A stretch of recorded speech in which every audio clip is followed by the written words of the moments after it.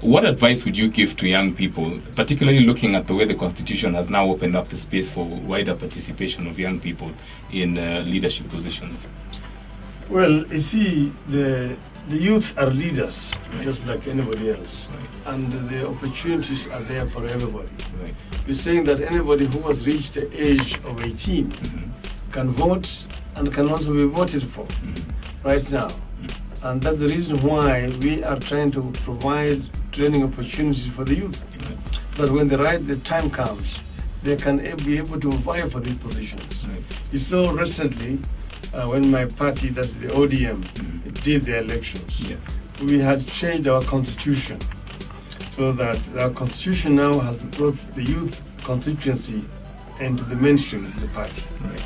The youths were electing from the grassroots their own representatives, 20 from each and every sub-location, and then 20 from every location, then 20 from every constituency, and then 20 from every county.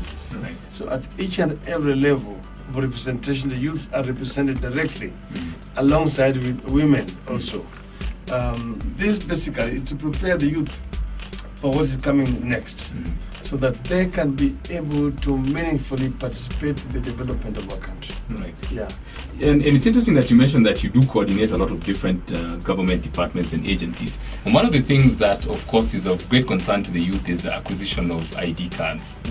How would you address that point, that it's becoming increasingly difficult for young people to get ID cards and hence also to get voters' cards and then engage in electoral processes? First, you need to know that the law has been changed, that the ID is now the actual voter's card. Right. There will be no separate voter's cards issued. And that's the reason why ID has become very critical for each and every Kenyan citizen. That once you acquire an ID, you already have a voter's card. You only need to be registered, entered into the register. Now, there were some challenges with issuance of ID cards. In other words, the Ministry of Immigration ran out of the cards, and the contract for the company that was issuing cards had also expired. We have since extended that contract and also provided funds to the ministry to issue as many as 8 million ID cards. Now this is being rolled out countrywide, and is going down to the locations and sub-locations. The chiefs and the sub-chiefs have been asked to urge the people to turn up and register. All right. So I think that's all we have time for. We really don't want to keep you here much longer than you have to be. I just want to say thank you on behalf of HomeBoyz Radio 91.5 and all our listeners for taking your time to come out and at least address the people that we talk to, our constituents. Thank you very much, and I also want to thank the listeners for listening to me. All right. Thank you. We wish you success.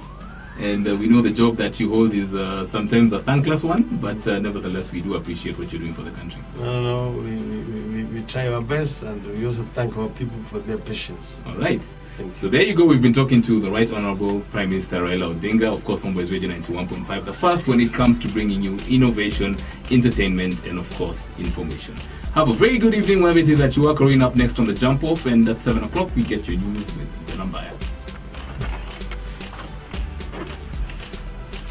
Let's see. Well done. I hope I didn't harass you. I know we caught you off guard. No, I want to be paid. I want to be paid. Give me some props. But